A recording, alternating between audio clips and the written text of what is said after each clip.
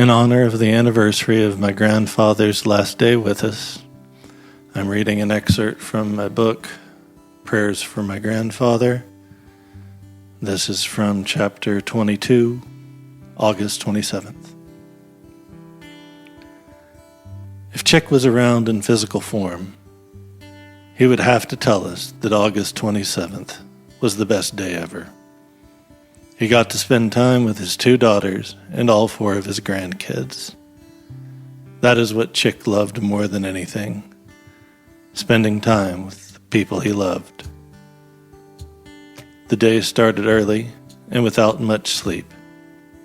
Chick was unresponsive since the day before, but still needed medication regularly, and I think none of us wanted him to be alone too long.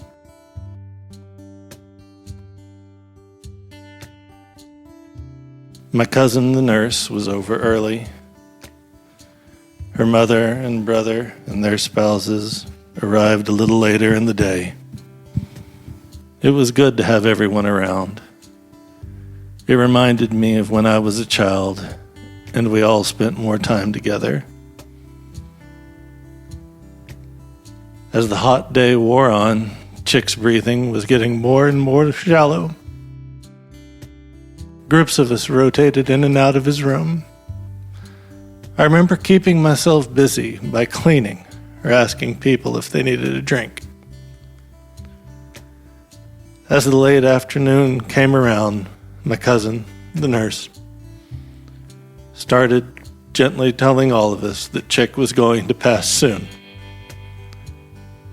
Her brother had left a little while before. She called him and told him, and he said that he would be back as soon as he can.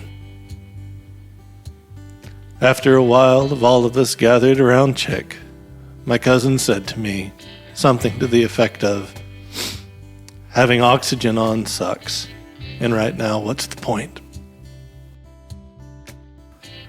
I've always thought it was cruel to lie to dying people, and you do not touch people, even if they're incapacitated, without telling them what you were going to do.